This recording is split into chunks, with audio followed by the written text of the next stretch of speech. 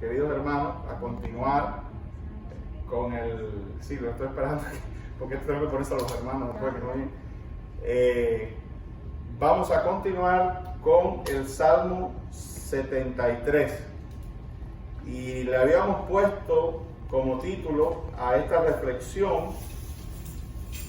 por culpa de otro, porque nosotros vamos a ver cómo, y decíamos el domingo pasado que los salmos tienen que ver con la vida, nos gustan mucho los salmos y se usan mucho devocionalmente, porque nos hablan a nosotros, nos hablan a la vida.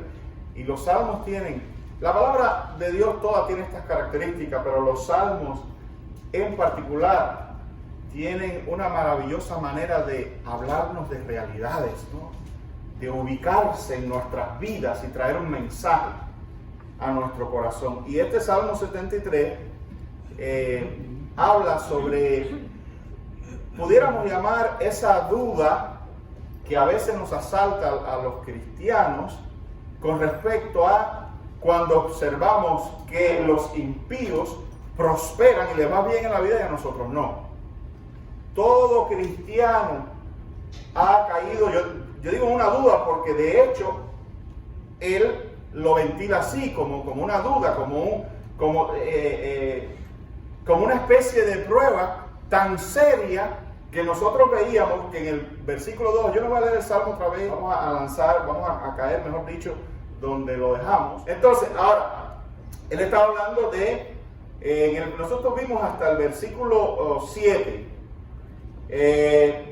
vimos todas las cosas que él envidiaba, cómo prosperan, cómo viven sin problemas, cómo tienen el cuerpo sano, cómo no pasan las dificultades que tienen otras personas, quizás en una alusión a que el dinero les permite a ellos controlar ciertas cosas que nosotros no. A mí me llama la atención porque, por ejemplo, mi mamá en Cuba está haciendo ciertas gestiones burocráticas y todos nosotros los que vivimos en el contexto de Cuba sabemos que si tuvieran dinero y que si se ponía sobornos y dinero y sobre todo dinero fuerte por el medio, eso se resolvía, ¿verdad? Es muy probable que este tipo de cosas en las que este sencillo cristiano que ama a Dios y que paga un precio por amar a Dios, es muy probable que estas cosas sean las que también lo hacen a él empezar a sentir si vale la pena vivir como cristiano. Porque no se engañe, hermano, la cuestión fundamental que él está analizando aquí es si vale la pena ser fiel a Dios en vista de que el que no lo es, le va también. ¿Ven? Entonces, esta es la reflexión del Salmo 73. Vale la pena. Y mientras tú te pones a mirar como él en las cuestiones terrenales, claro que no vale la pena, hasta que tu visión se amplía y tú ves que lo que tú tienes de parte de Dios es mucho más grande, mucho más imperecedero, es eterno, que tú eres, como decíamos el domingo pasado, tú eres amigo de Dios. Cantamos esa canción y no sé cuánto la creemos de verdad. Este tipo de personas, todo lo que tienen es lo que puedan hacer en esta tierra, cosas de las cuales no se van a poder llevar, pero tú eres amigo del Creador, tú eres amigo del que hizo las cosas que él ahora disfruta. ¿Ven? Entonces, esta es la vida que Dios escogió para ti. Y cualquier persona que tú veas allá afuera, rico, próspero, teniendo cosas que quizás tú no tienes, probablemente eso que él tiene, escúchame bien, es todo lo que va a tener. Pero aparte de eso, si nos podemos analizar todas estas cosas que este hombre envidiaba, y noten, porque uno de los alarmas que hicimos sonar el domingo pasado es que cualquier persona puede sentir envidia. Hay que estarse revisando el corazón. A veces decimos, ay, fulano se desanimó, y a veces también nosotros, yo me siento desanimado a la fe. Ten cuidado, no haya sido la envidia por algo que otra persona tiene y tú no tienes, la que te está llevando a ese desánimo de la fe. Entonces, comienza a mirar las cosas de arriba, como dice Pablo, las cosas eternas, comienza a poner tu mirada en Jesús y quita la mirada de las cosas de este mundo y de las cosas que las otras personas tienen, de los bienes de otras personas. O sea, no caigamos, hermano, en ese tipo de envidia, es la alarma. Miren qué trágico para este hombre que dice, casi se deslizan. Dios tenía preparado una cura para él, ¿no? Pero todavía en el proceso dice, casi se deslizan mis pies. Entonces, versículo 7 dice, estos gordos ricachones tienen todo lo que su corazón desea. Me llama la atención eso, porque le dice estos gordos ricachones, ¿verdad? Yo le voy a decir algo de la envidia. Usted sabe qué sistema social se explota la envidia en la población. El socialismo, el comunismo hace eso. Con este mismo criterio de demonizar a la gente que tiene dinero o a la gente que prospera, a la gente que le va bien. ¿Sí? Y yo no estoy diciendo que es el caso, solamente quiero traer una... por ejemplo, estamos celebrando y venerando y encomiando los logros de este país. Pero este país no hubiera sido este país con ese criterio de peyorativo y de rechazo y de exacerbar el odio hacia la gente próspera o hacia la gente que le va bien. No caiga tampoco en esa envidia. Yo sé que me he disgregado un poco. El Salmo no tiene que ver eso. El Salmo tiene que ver con precisamente una persona rica, arrogante, cuyo pensamiento fundamental es que él todo lo que tiene lo tiene por él, que su salud, su riqueza, su prosperidad, porque él y este hombre espera en Dios. Entonces este hombre reconoce el orgullo de este otro rico que se cree que todo lo que tiene lo ha ganado por sus méritos y se cree que él es el Dios de sí mismo y rechaza la autoridad y la soberanía de Dios sobre su vida. Eso es lo que está criticando, pero aún así tengamos cuidado. Por eso la envidia es mala en cualquier circunstancia. Es malo envidiar al rico, ateo, inicuo, pero es malo también olvidar a la persona, envidiar la persona próspera. Es malo eso. ¿Amén? Y yo digo un día, no sé cuántos se acuerdan de eso, que raramente uno se convierte en aquello que odia o aquello que rechaza. Entonces, si mi criterio es que hay algo fundamentalmente malo con la persona próspera y exitosa, es probablemente que yo nunca me convierta en alguien próspero y exitoso. Porque uno siempre tiene que tener una inspiración. Y mucha de la gente próspera que ha surgido y de la gente emprendedora que ha surgido porque ha visto en otro inspiración. Por ejemplo, yo me maravillaba hace poco, hablando de la grandeza de este país, ¿no? Las cosas aquí se pueden lograr. No hace mucho, por primera vez en la historia de la humanidad, los que estaban pendientes de la televisión, una compañía privada puso 2 hombres en el espacio. Eso pasó hace poquito. La Dragon Crew, ¿cómo se llama? El SpaceX. El SpaceX de Elon Musk. Elon Musk es un empresario norteamericano muy próspero, es el que hace los carros estos Tesla. Usted ve por ahí que son los carros que funcionan sin gasolina, ¿verdad? Ajá, los carros autónomos con electricidad. Este hombre, claro, no fue él solo, tuvo la cooperación de la NASA y todo eso, pero este hombre tuvo la visión y su compañía ha puesto 2 hombres en el espacio. Esto lo vimos todos, nosotros lo seguimos desde que despegó el cohete que iba a salir una vez y lo pospusieron por el tiempo. Y fue un sábado, estábamos todos pegados a la pantalla porque nos parecía increíble, 2 cosmonautas puestos por una compañía. Bueno, aquí no le llaman cosmonautas, que le llaman astronautas.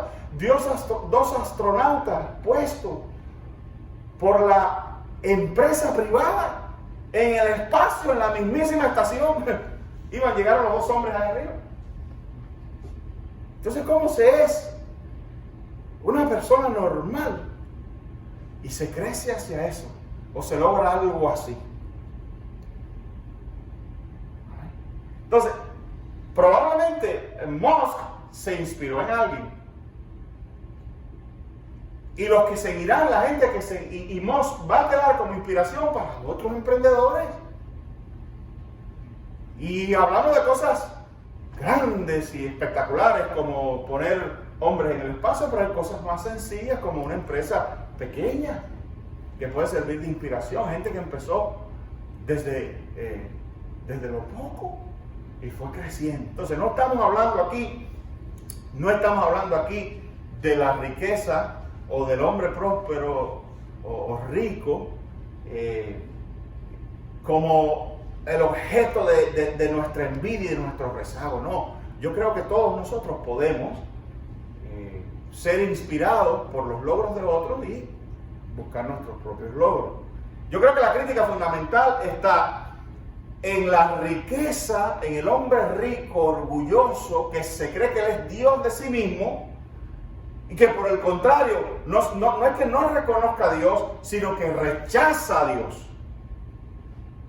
¿Ven? Y entonces a este hombre lo que le llama la atención es que este hombre es orgulloso, le pavonea su riqueza a todo el mundo, es cruel, ha dicho en otro lugar la escritura, tiene influencias para manipular las cosas a su favor, en ocasiones incluso en contra de la gente pobre. Dice el versículo 8, se burlan y hablan solo maldades, en su orgullo procuran aplastar a otros. Yo sé que muchas, probablemente algunos de nosotros hemos visto historias de gente aplastada por personas que tienen dinero, ¿verdad? Que ni siquiera escuchan. Y a veces eso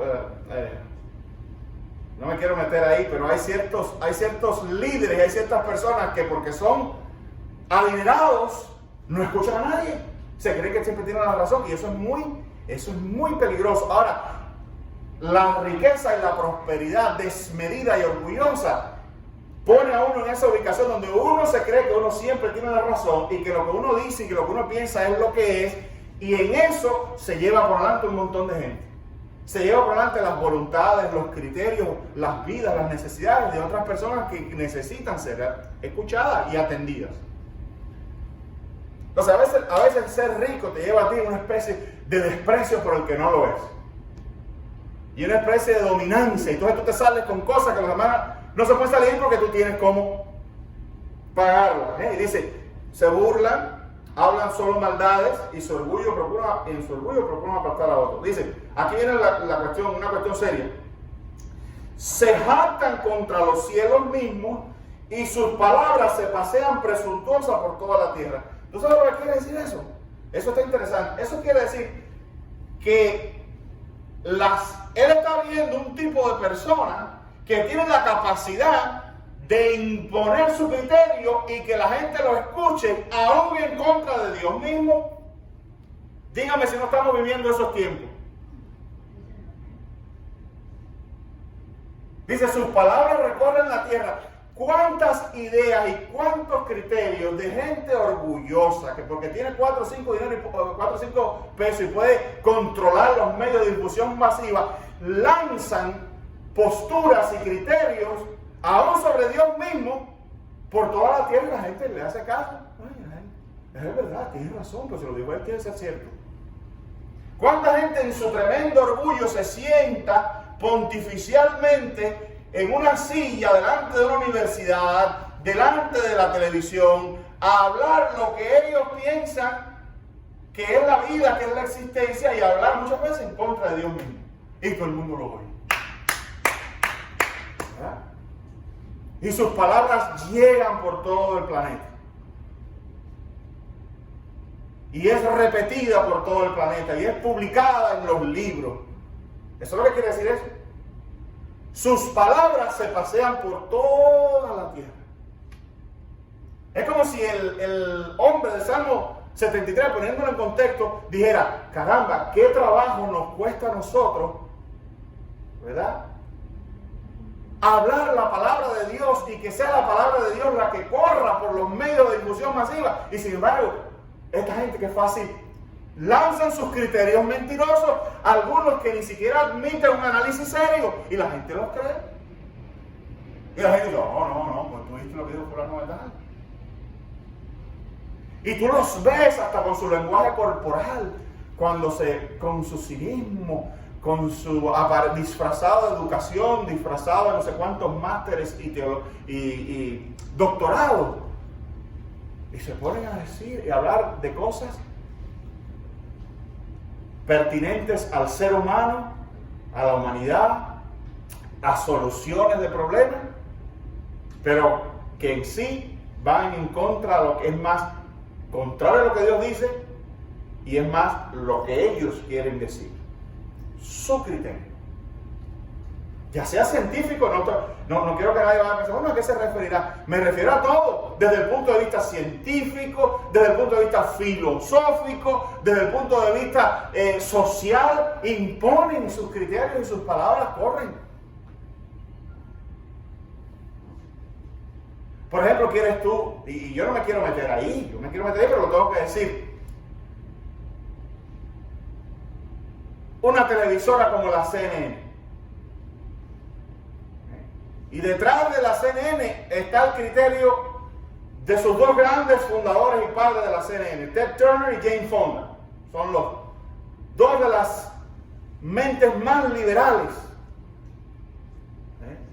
y más anti-Dios y anticristianas que pueden haber existido. Y sin embargo, tú escuchas, en la CNN sale cualquier persona a imponer su criterio, y cuando sale un cristiano se burlan de él. Y yo lo he visto, a mí nadie me lo ha contado. Yo he visto en la CNN a MacArthur, yo he visto en la CNN a Rick Warren, yo he visto en la CNN a Robert Jeffress. Cristianos preparados, gente que tiene una sabiduría y conoce la Escritura, y yo he visto ahí a 3 o 4 prepotentes de esto, de lo que habla el Salmo 73, a querer descalificar lo que dicen los cristianos y a imponer lo que ellos dicen a nivel global, porque la CNN es una televisora de alcance global, y como dice este salmo, sus palabras corren por toda la tierra. Y el hombre del Salmo 73 y dice, pero ¿cómo es posible, Señor? ¿Cómo es posible que tú permitas que el criterio de esta gente sea publicado por todos los medios y tu palabra no se pueda, supuestamente no logre tener el alcance, no logre llegar, o no llegue a tener la potencia, supuestamente, entre comillas, que tiene la de estos tipos? A mí siempre una de las cosas que a mí me molestaba mucho cuando estaba en Cuba, es que Cuba, supuestamente, el gobierno cubano decía que eran ateos, ¿verdad? Ateos. Sin embargo, era normal en Cuba, en la radio, escuchar canciones que eran alabanzas a la brujería. Esas sí no eran ateos, esas no importaban, porque ellos no son ateos. No, pero ahí salía, por ejemplo, había una canción muy famosa de Alberto Álvarez, hablando de los santos, y que tú quieres que te dé rechazar. No sé si se acuerdan de esa canción, los que estaban en esa época, Y en la canción es toda una historia de los santos. Pero hoy en día eso está peor. Hoy en día tú oyes una canción y sale cualquiera. Por ejemplo, hay una canción muy bonita, muy bonita la canción, se llama Mi Isla Bella, la hicieron los famosos orichas, así se llama el grupo. Y la canción empieza, la canción que está bonita, habla de la belleza de Cuba, pero entonces empieza con una especie de diálogo, de oración en el idioma ese africano. Y tú dices, bueno, si van a ser justos, esto es fe, que se está predicando, ¿verdad? No, porque los medios son laicos. Bueno, pero para ellos no. O es para nosotros los cristianos nada más. Nosotros sí no podemos poner una canción en la radio hablando de Jesucristo, como las de Marcos Witt, no, esas no, pero estas otras sí. Y de verdad que te llega la impotencia y tú dices, ¿cómo es posible que estos arrogantes, este tipo de gente por su poder, controlen la difusión en la nación y permitan que algo que lo que termina al final es maldiciendo a la nación, sí pueda campear por las ondas radiales de nuestra isla, y nosotros no podemos poner en una canción?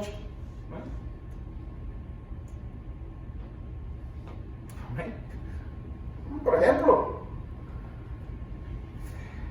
dice en el versículo 9, se jactan contra los cielos mismos, y bueno, ya lo dije, sus palabras se pasean presuntuosas por toda la tierra. Entonces la gente se desanima, oye el resultado, y se confunde al tragarse todas esas palabras. ¿Ves cómo lo dice? El mismo Salmo lo dice. Entonces, versículo 10, la gente se desanima y se confunde al tragarse todas esas palabras. ¿Y qué sabe Dios? Pregunta. ¿Acaso el Altísimo sabe lo que están pasando? Miren a estos perversos, dice el versículo 12. Disfrutan de una vida fácil mientras sus riquezas se multiplican. Y aquí llega la cúspide del sentimiento de impotencia que siente este salmista en el versículo 13 cuando dice: conservé puro mi corazón en vano, me mantuve en inocencia sin ninguna razón, en todo el día no consigo más que problemas, cada mañana me trae dolor. Y entonces dice esto, y tengo que sufrirlo callado, porque parece que él es una persona de influencia, y dice: si yo realmente hubiera hablado a otros de esta manera, habría sido un traidor a tu pueblo. Traté de entender por qué los malvados prosperan, pero qué tarea tan difícil. O sea, como dice la canción, sufre, y entonces tiene que sufrir callado, porque no lo puede decir, porque tiene que vivir a la altura de lo que él es. ¿No te ha pasado eso, hermano? Que tú tienes ciertas frustraciones, pero como tú eres cristiano, la gente lo sabe, tú no lo puedes expresar. ¿Verdad? Miren qué perfecta tormenta para descarrilar a un hermano en la fe, para descarrilar a un cristiano.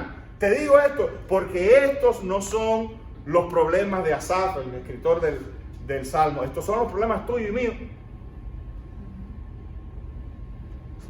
Encima de eso, el hombre es bueno y quiere cuidar su testimonio. Y dice: yo no quiero decir todo esto que me estoy pensando, porque voy a traicionar a tu pueblo. Él lo ve así.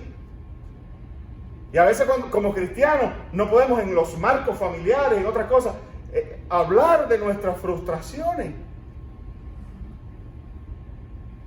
por amor a otros, a los que nos rodean. Ahora, aquí va a haber una transición importante, porque la solución para él la encuentra en ese lugar donde algunos tienen tanto trabajo de asistir. No en balde, queridos hermanos, hay tanta gente desanimada. Detrás de una persona desanimada casi siempre hay alguien que, como dice el Salmo, se ha ido deslizando, y una de las primeras cosas a las cuales su desliz lo ha llevado es a no asistir a la iglesia y no congregarse y no escuchar la palabra de Dios. ¿Está bien? Y da la casualidad que fue entrando en el santuario donde él comprendió. O sea que Dios le habló de una manera en la iglesia, a través de la alabanza, a través del compañerismo con sus hermanos, a través de la palabra, de la exposición de la palabra, de la enseñanza. Porque, por ejemplo, yo sé que ustedes hoy mismo, a través de esta palabra, están siendo ministrados. Pero fíjese que no, él dice: mientras traté por mis propios medios de entender esto, fue dura labor o dura tarea, dice el texto para mí. Pero entonces, en el versículo 17 dice, en el texto suyo dice, hasta que entrando, ¿verdad? Aquí dice: entonces entré en tu santuario, oh Dios, y por fin entendí el destino de los perversos. O sea, básicamente, él entró al santuario y Dios le dijo: mijo, tú no tienes idea cuál es el fin de esa gente. Déjalo que disfruten su tiempo, que en definitiva hay cosas que la misma vida les pone un coto. Porque hay un momento en tu vida en que ya no eres tan saludable, y eso lo expliqué. Hay un momento en tu vida en que las riquezas ya no te empiezan a servir de mucho, porque no te puedes arreglar cosas importantes de tu decadencia en tu vida, no lo puedes hacer. Podrás paliar algunas cosas, pero al final la vida termina emparejándonos a todos, querido hermano. Porque un millonario agonizando en una cama con un cáncer es igual a un pobre agonizando en una cama con un cáncer. No, pastor, pero hay tecnologías y cosas. Oye, olvídate de un momento en que ya. Si el ser millonario salvara a la gente, mucha gente se hubiera... Mira, Michael Jackson se quiso cambiar el color y lo que terminó fue con una salud destruida, porque él, no solo sus problemas, que no, ya lo sabemos, ¿no? Sus otros problemas espirituales serios que tenía, pero aún su propia salud, su cuerpo no resistió todo eso. Entonces hay un momento en la vida, excepto que cuando, por eso él dice hasta que entendí el fin, fíjense, lo que él entiende es el fin. Dice aquí el destino de los perversos. En el texto suyo dice hasta que entendí el fin de ellos. Está hablando del resultado final, del destino final. Porque cuando la vida nos empareja, por la edad o por lo que sea, a todos, la única ventaja que tenemos es qué va a pasar después, qué va a pasar con el final. Amén. Y a lo mejor cuando se es joven o cuando se tiene energía, cuando uno se quiere comer el mundo, estas cosas no se entienden muy bien. Pero el fin va a llegar y el destino final va a llegar. Y ahí es donde se va a ver entonces las ventajas del puro de corazón y el perverso. Y esto él lo entendió en el santuario, aleluya. En la casa de Dios. Y yo me pregunto, ¿por qué está puesto eso ahí? ¿Por qué no dijo que lo entendió en una oración particular en su casa? Si él era un hombre de fe. Pero hay esa gente que dice, pero yo no necesito ir a la iglesia para estar bien con Dios. Qué raro, porque hay un montón de cosas en la Biblia que solo se van a recibir a no ser en la casa del Señor. Amén. Amén. Y este hombre no encontró un alivio verdaderamente efectivo para esa amargura y esa envidia que lo estaba carcomiendo, viendo como otro prosperaba y aparentemente él no, hasta que entrando en el santuario de Dios entendí el destino de los perversos. Amén. Amén, querido hermano. Amén. Amén. Y es que a veces a la iglesia, al mensaje del púlpito y aún hasta la misma proyección personal de los hermanos se nos olvida nuestro destino. Que esto es temporal y que estamos puestos aquí en tránsito y que un día vamos a pasar la puerta. Jesucristo dijo, yo soy la puerta. Y ya tenemos a Jesús. Y como dice Gardel, 20 años no es nada, no, pero ni 80 ni 90 son nada si los vives en prosperidad y después te vas para un infierno y para una separación completa. Porque es muy corto ese pedazo comparado con lo que viene. Pero eso se entiende solamente por la revelación y por el trato de Dios personal contigo y conmigo. Amén. Y a veces duele y a veces la realidad tiene esa capacidad de imponérsenos y mostrarnos como que ella es todo lo que existe. Y nosotros los cristianos tenemos que entender que hay una realidad mayor que la que nosotros vemos, una realidad eterna, y ya nosotros la tenemos en Cristo Jesús. Amén. Eso no lo tiene el hombre perverso. Entonces es interesante, pero el hombre perverso, con sus riquezas, su gordura, está solo en un compás de espera, a menos que se arrepiente, esperando un destino terrible. Mira lo que dice: al fin entendí el destino de los perversos, versículo 18, en verdad los pones en un camino resbaladizo. Acuérdense que él dijo que casi mis pies se resbalan, y ahora usa esto para decir que los que están resbalando son ellos. Y fíjense que lo que hacen es como si este hombre estuviera tomando en cuenta esto. La prosperidad del impío, sus logros, su propio orgullo, su propia enajenación mental, su rechazo y su rebelión hacia Dios, se ha convertido en su propio deslizadero. O sea, para ponerlo de otra manera, todas esas cosas han terminado haciéndole daño a ese hombre. Es lo que el salmista se va a dar cuenta de que Aquellas cosas que al principio le estaban envidiando son las que están destruyendo a este hombre. ¿Por qué? Porque lo han hecho más orgulloso, lo han hecho más cruel, lo han hecho más prepotente, lo han hecho más endiosado en sí mismo. Lo han alejado más de Dios. Y lo siguen alejando, por eso se va deslizando.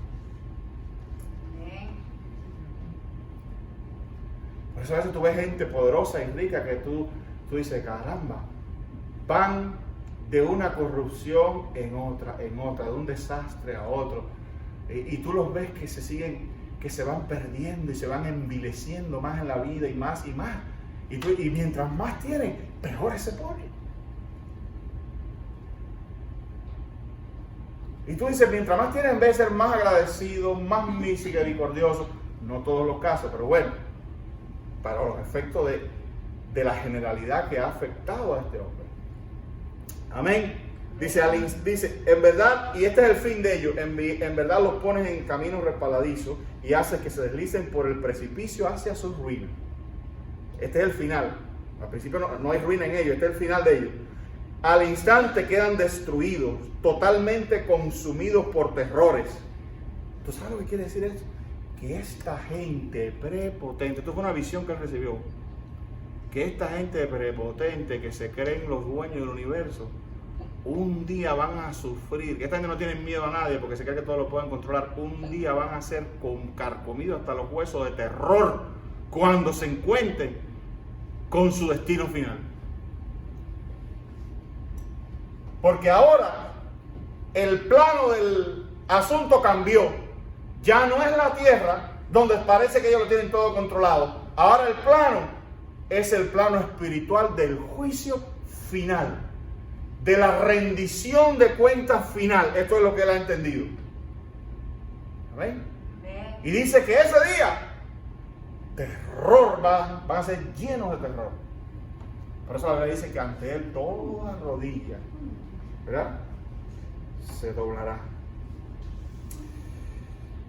Al instante quedan destruidos, totalmente consumidos por los terrores. Versículo 20. Cuando te levantes, oh Señor, te reirás de sus tontas ideas, como uno se ríe por la mañana de lo que soñó en la noche. Entonces me di cuenta de que mi corazón se llenó de amargura y yo estaba destrozado por dentro. Fui tan necio e ignorante. Debo haberte parecido como un animal sin entendimiento. Este es el arrepentimiento, el regreso. Sin embargo, todavía, versículo 23, te pertenezco. Me tomas de la mano derecha, me guías con tu consejo y me conduces a un destino glorioso. Amén. Gloria a Dios. ¿Tú has visto esa idea, no? Ay, Dios bendice esto más que a mí. Y Dios te dice, pero si yo te tengo de la mano, tío. La vida que tú tienes es la vida que yo he escogido para salvarte. Yo así te preservo. Yo sé lo que estoy haciendo contigo. Y tu destino es glorioso, no es el de ellos.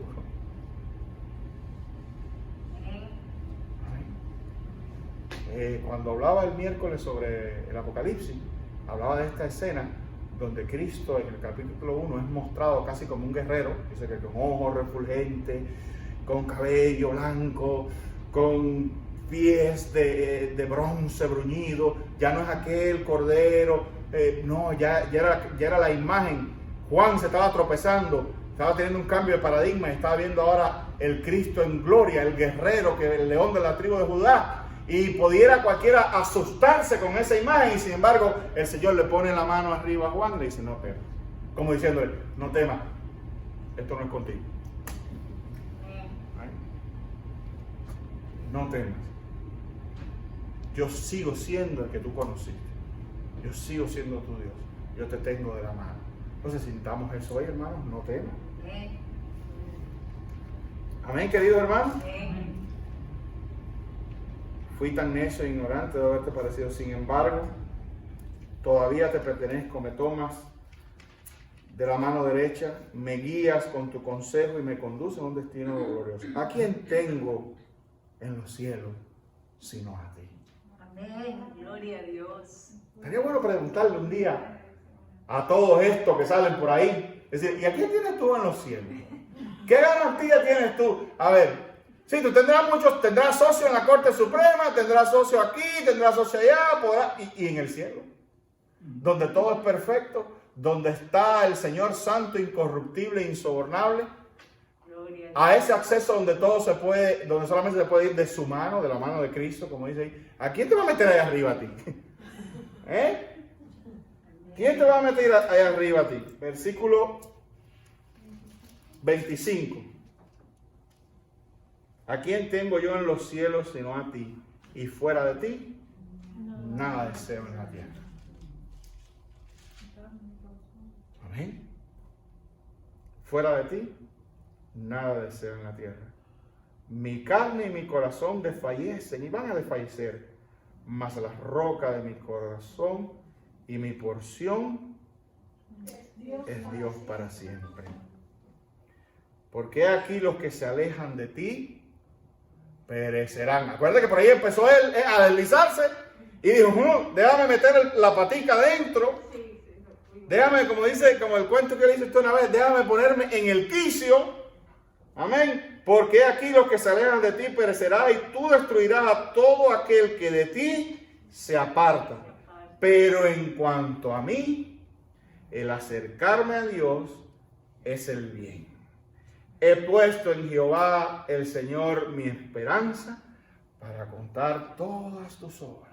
Amén. Amén. Qué cosa tan linda. Ven, hermano. Claro, es normal. Sí, pueden venir dudas, pueden venir problemas, pueden venir dificultades. Pero qué maravilloso es que el Señor siempre nos guía a resolverlas con Él, ¿verdad? Amén. Y que nosotros, porque sabe otra de las grandes enseñanzas maravillosas que tiene este salmo, hermano, es que tú puedes ir con tus problemas, con tus incertidumbres, con tus dudas, tú puedes traérselas al Señor. Tú puedes buscar que Dios te clarifique en ciertos aspectos de la vida y Dios lo va a hacer. Pero fíjense que en este caso lo hizo entrando al santuario. Amén. En el santuario se encuentra la respuesta que muchos necesitan y no la reciben porque no están en el santuario. Amén. Por ejemplo, ¿tú crees que no hay gente hoy en nuestros días, aquí en nuestra iglesia, que pudiera escuchar esto hoy y le haría tremendo bien? Bueno, lo van a escuchar Dios mediante por ahí, por el video. Pero es importante. El santuario tiene un lugar especial, único, en nuestra formación como cristianos y en el trato de Dios con nosotros. No lo menospreciemos, queridos hermanos. No lo menospreciemos. Y por último, una pequeña aplicación. Sea feliz con lo que tiene. Leíamos el domingo pasado en 1 Timoteo 6, del 6 al 10, que dice, gran ganancia. Vamos a buscarlo.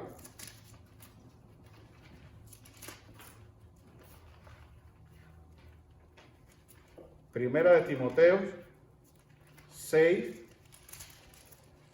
del 6 al 10, dice, pero gran ganancia es la piedad. En otra versión dice, gran ganancia es el sometimiento al evangelio, para que entiendan qué quiere decir, acompañado de contentamiento, porque nada hemos traído a este mundo y sin duda nada podremos sacar. Así que, teniendo sustento y abrigo, estemos contentos con esto.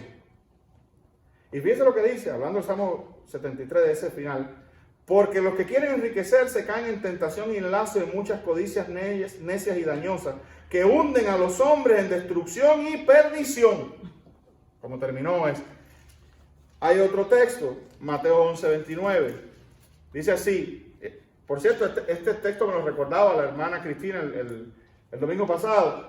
Llevad mi yugo sobre vosotros y aprended de mí, que soy manso y humilde de corazón. ¿Y sabe qué hallaréis?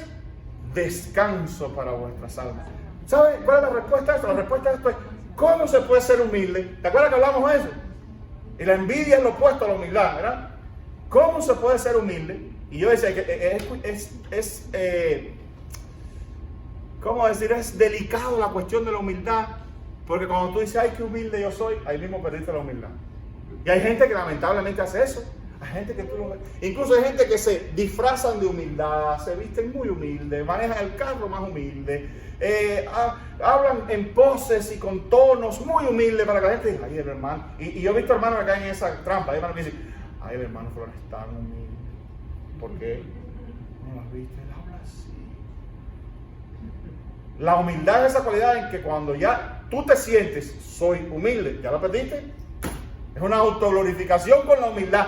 Fíjense qué cosa tan terrible ha hecho el pecado en nosotros, que hasta con la humildad podemos pecar, con creernos humildes. Entonces, ¿cómo puede ser uno humilde? Jesús dice, aprended de mí. No hay otra opción, que soy manso de humilde. ¿Qué es lo que es ser humilde? Humilde es la obediencia a lo que Jesús dice. Amén.